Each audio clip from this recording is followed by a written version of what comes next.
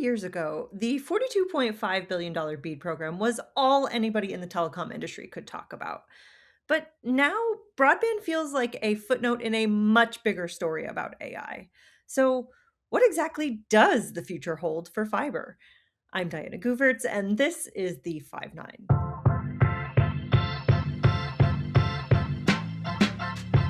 It's been a strange few years for the broadband industry.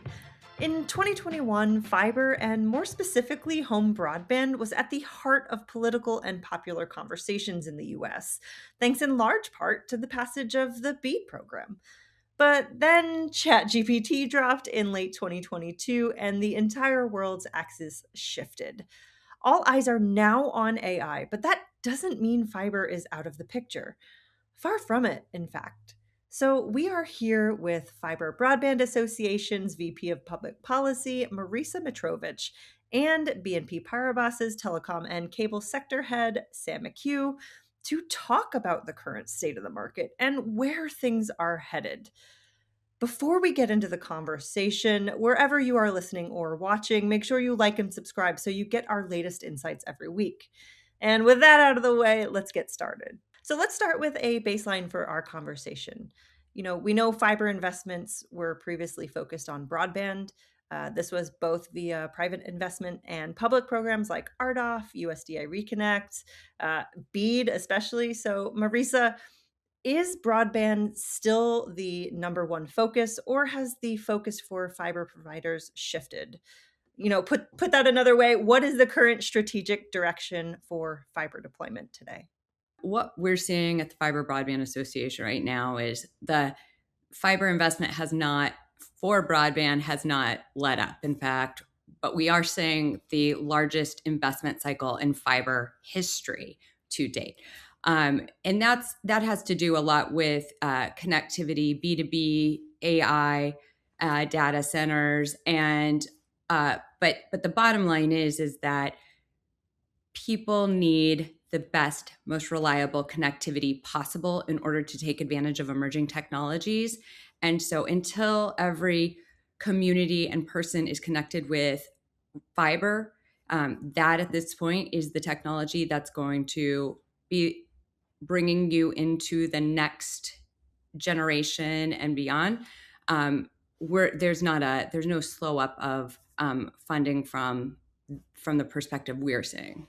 Sam, I want to dig into something she mentioned, which is AI and some of the technology advancements that are happening. So, my question for you is, what forces are you seeing change where infrastructure investment is happening, and why are those changes happening? In the public space that I cover, I mean, you're seeing a huge push towards both fiber to the home, so we can talk about that in a second, and also kind of connecting data centers are the two big areas of investment from the public telcos.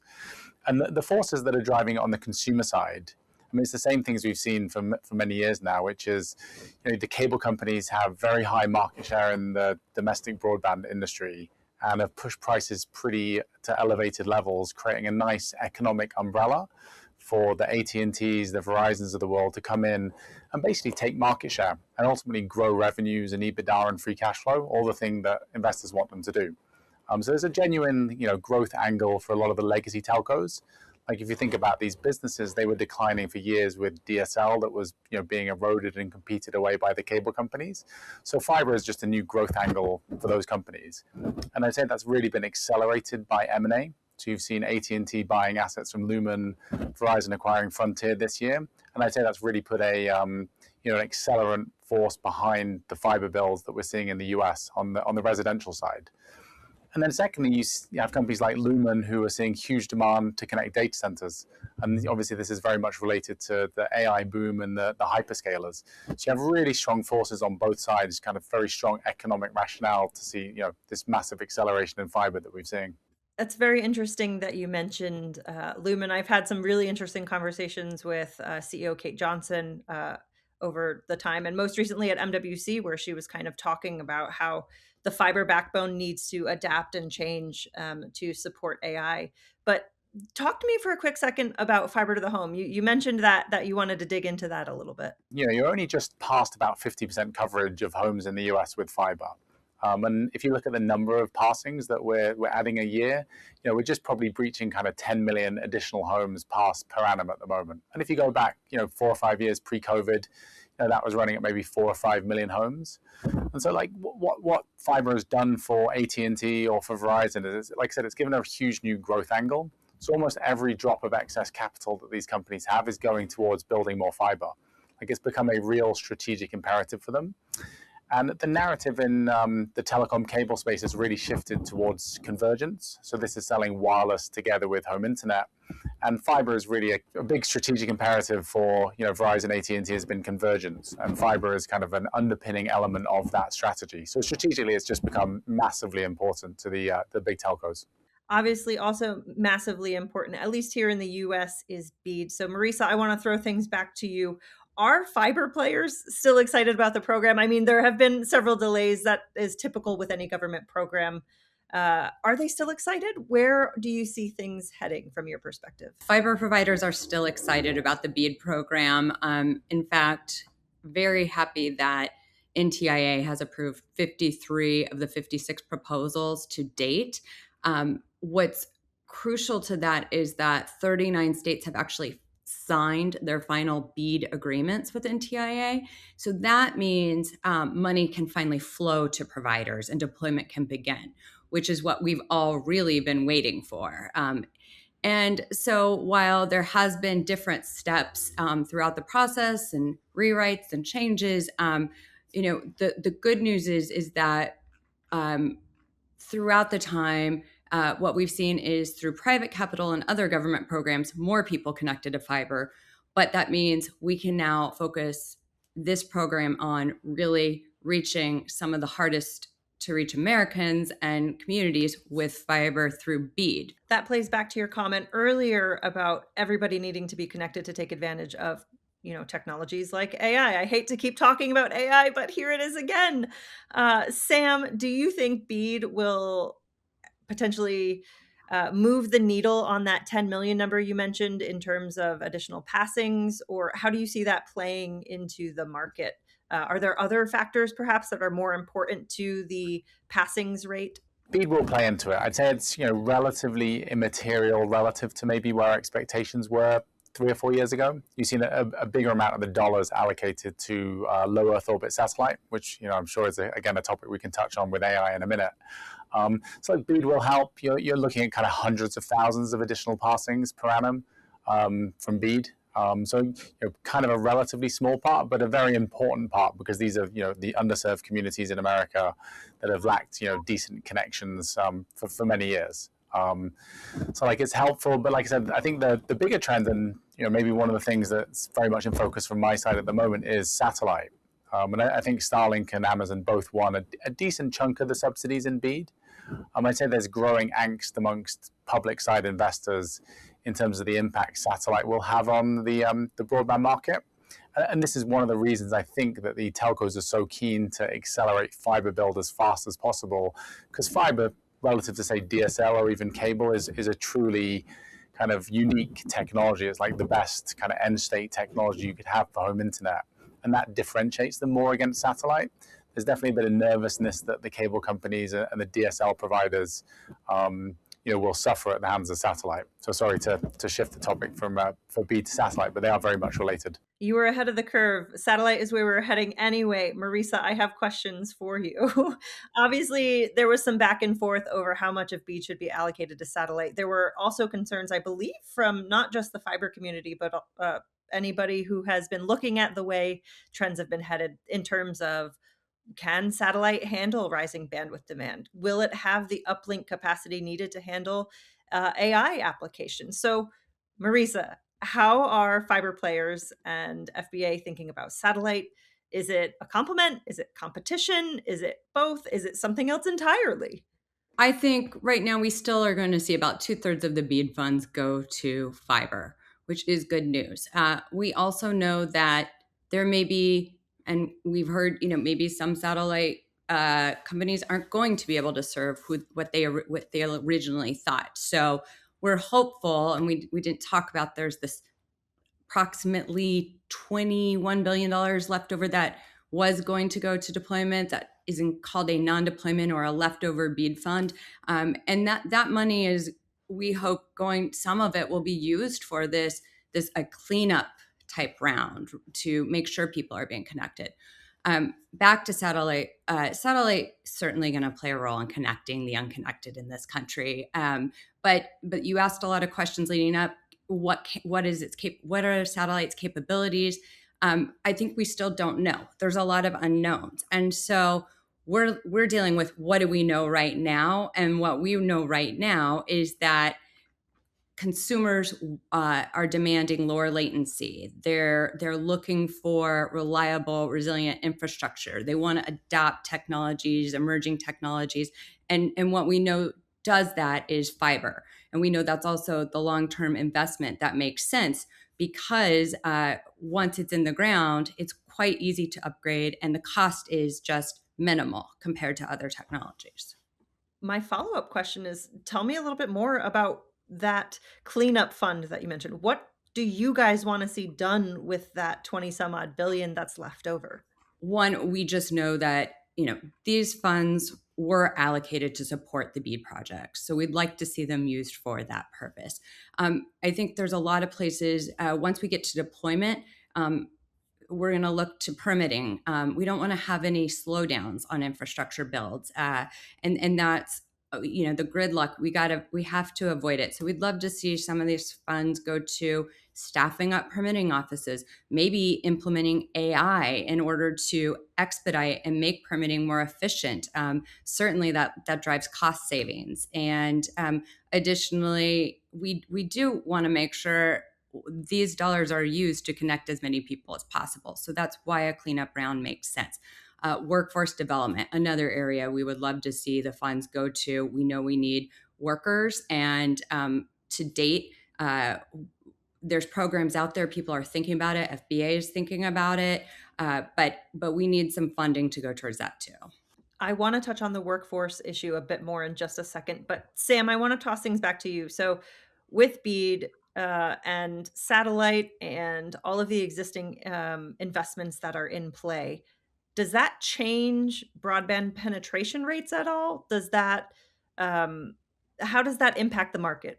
Broadband penetration is, pushing 90% plus in the US. And the last vestiges of penetration really do skew towards the rural markets, where I think BEAD can be very helpful at pushing kind of those last people onto broadband.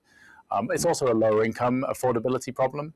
We had the Affordable Connectivity Program that disappeared 2 years ago now, which was this low-end subsidy program, $30 discounts on broadband bills.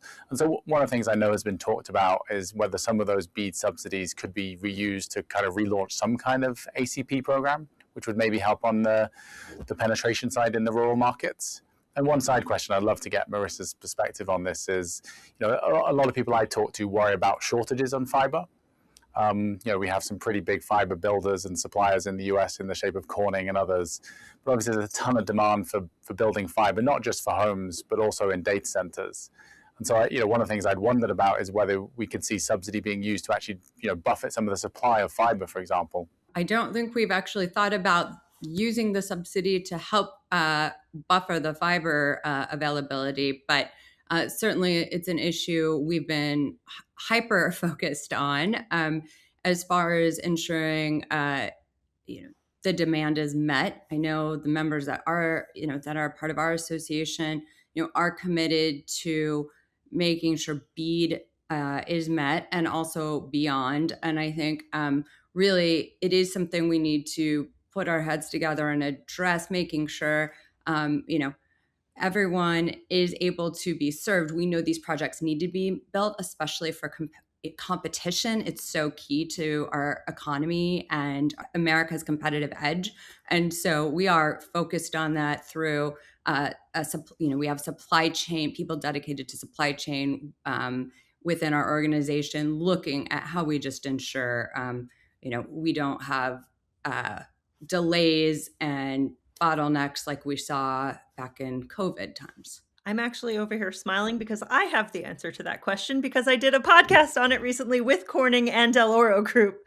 The answer from Corning was that they actually the demand for data centers and last mile fiber, there are different kinds of fiber. So what I was given to understand from Corning's perspective is there may be slight delays, but they don't expect there to be outright shortages, if that makes sense. And they are working with industry associations to make sure that rural providers also can get what they need. So some of the smaller companies who may not have the sort of bargaining power that an AT&T or a Verizon has to get those big fiber deals through. But that also brings me back to the workforce question, because during that conversation with Corning and Deloro Group, both of them suggested to me that the actual problem would be not fiber shortages, but workforce shortages. They said that that'll be the biggest bottleneck, not just the number of workers, but making sure those workers are where they need to be. It's a lot harder to get 100 people to work on a fiber project in the middle of nowhere, middle America, versus, some of these metro hubs that are popular for data centers. So, Marissa, can you talk to me a little bit about what FBA is doing around the workforce issue? We have established our own workforce training program, Fiber Optic Path, and we are partnering with community colleges, local organizations to train workforce. I think we've identified maybe these projects and fiber deployment as a whole. Now, we did this before the AI boom and the data centers, but we had thought 73,000 was like a conservative great number of how many workers we would need fiber optic technicians to help deploy all the fiber for the demand coming. I don't think that's changed too much, but we are working and working with partners in the education space, veterans organizations, trying to make sure that we do provide opportunity, because these are really good jobs and they do pay well. So the other thing that's important about these jobs, and I'm pitching a little bit here because there's so much demand, is you don't get college debt. You don't, it's not a 2-year credential. It's a really, you can do this in a minimal amount of time and you can do it from so many places. So yes, we are focused on it. We do need partners, though. I mean, there's no question there is a need for resources to be dedicated to this. But absolutely, we're going to need to see more workforce. Yeah, and I think this issue is something that has also grabbed the national spotlight, right? Meta recently, one of their executives said that they believe there will be 500,000 electricians that are needed to build out some of the data center infrastructure. So we know that that's not necessarily fiber technicians, but we do know that fiber is a component of their builds, not just fiber between data centers, but fiber within data centers. So I do think that workforce is going to be an increasingly important issue. But I wanted to see if there's anything else that you guys have on your minds. I mean, what is one big thing, Sam, that you think more people need to be thinking about or talking about when it comes to the future of fiber? I was going to say two things. First, on your point on the labor, I mean, I guess the other thing is, for doing Marissa's job again on like lobbying for more people to take these jobs, is like AI is not going to take the job of a fiber engineer. And obviously, one of the things I see a lot in my job is kind of worries across the equity markets around software, and people basically being replaced by AI agents. In terms of what I think people have focused on, like one of the biggest question I think for the fiber kind of community in the US is there's obviously a huge opportunity of growth ahead of them, and they're executing incredibly well against it right now. I think as they look at the opportunity and execute against it, one of the things we're seeing is the competitive response from the cable companies, the incumbents in broadband. And in the last, I would say, 3 to 6 months, you've seen a pretty negative inflection in terms of industry pricing trends, in terms of ARPU growth, and the amount of money that people have to pay for their home internet. Like it's good for consumers. Prices are coming down. But I think the thing that's coming into focus a lot is the ability for the whole industry, frankly, to grow pricing and revenue. So you have a lot of spreadsheets out there with different penetration targets, different kind of ARPU assumptions. And I think increasingly, kind of both public and private investors are asking whether the pricing assumptions are right.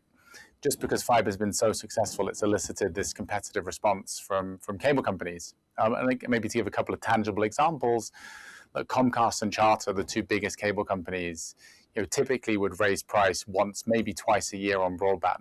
And in early 26, both of them have said, look, we're not in a position to raise prices in the way that we have done in the past. So you have Comcast out there saying, ARPU, so price per customer is going to fall low single digits this year. And so I think the opportunity on pricing has got a bit tougher. And I think that will be increasingly in focus, both on my side and on the private side over the next kind of 12 to 18 months. To me, it's the biggest debate that's out there right now on the industry. What's the biggest focus for FBA right now, Marissa? Yeah, I'm going to really lean into my public policy plea right here, which is, when we talk about data centers, you hear about semiconductors, you think about energy and electricians, we were just talking about, and cooling, but fiber connectivity is essential for the transmission of this massive amounts of data. And so when I am out talking with legislators, you hear them focus on all of the other things I mentioned. You hear them excited about 6G wireless or, what can satellite do? But I really want to encourage people. What we're trying to do is just encourage fiber is here. Fiber is in front of us. It's doing the job. There's a reason so much investment is going to fiber. And it's important to remember fiber in these conversations. We do see it as a really exciting opportunity. There's, for example, we know there's in Wisconsin, Microsoft has a big data center build, and part of that build means they're connecting people in that community to broadband. And so we see a lot of it's not just an exciting time because of the data center builds, it's because of what it's going to do for communities. And so where we sit and where we're focused, while there's a lot of different issues, I think just making sure people remember fiber needs to be at the table for these conversations. That's kind of the everlasting struggle of telecom operators. Kind of always the backbone is ignored. And I think one of the things that I think about when I think about connectivity and why it's necessary, and not just 6G, right, is that a lot of mobile connections are on Wi-Fi. That is a fixed connection to a home. A lot of people sit in their house to use their phone. So if you're talking about wanting to use AI or edge inferencing, you need a connection to do that. And the most likely one that they'll be on is their home broadband connection. So again, not to lean into the lobby because that's not my intent at all. To me, that's just kind of an objective truth. I'm not supporting any in particular home connection, but yeah, definitely something to keep in mind as we have these conversations. But I think that's a great place to leave it. Thank you both so much for your time. It's been really enlightening.